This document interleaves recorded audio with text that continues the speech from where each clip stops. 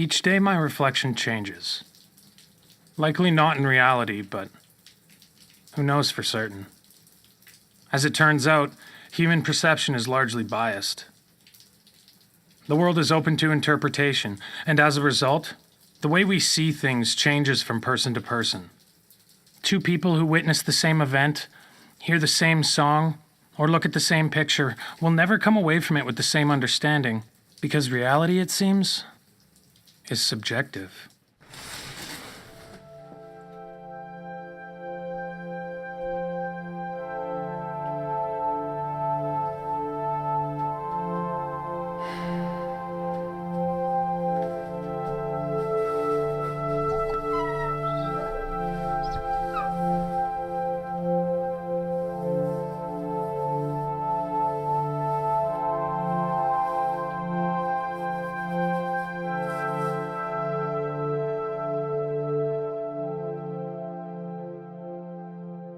I realize now that there are errors in my programming, perhaps in everyone's. Errors that alter the way I see the world, how I see others, and how I see myself.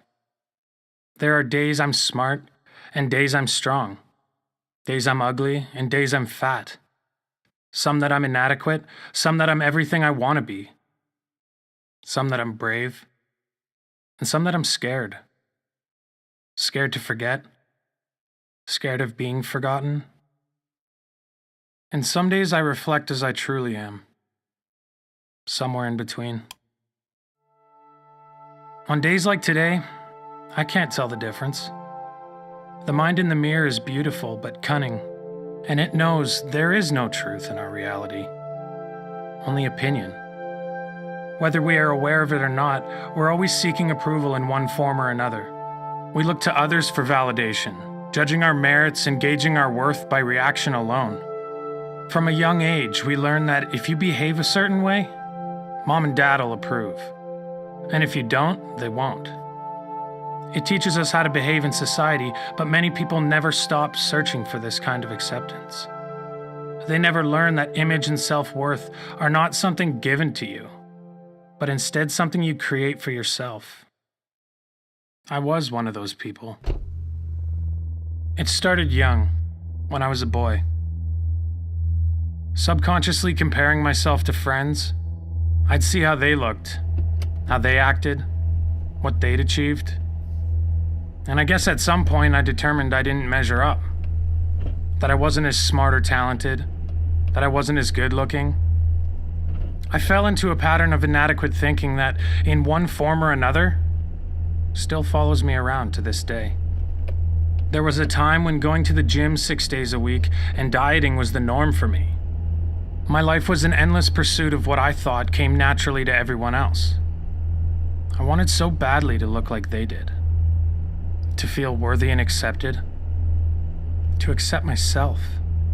I was racing my reflection and never once stopped to think where the finish line was, where I'd be happy with how I looked, happy with who I was.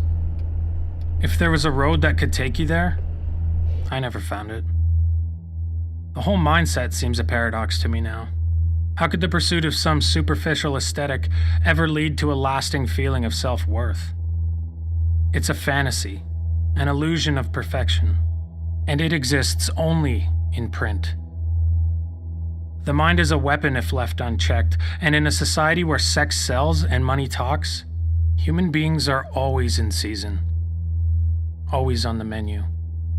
That's why it always felt like no matter how strong or thin I got, I still wasn't satisfied. I always wanted more. The finish line always felt like it was just out of reach because in reality, it didn't exist. The way you look is just one part of who you are. I think it's easy for us to forget that.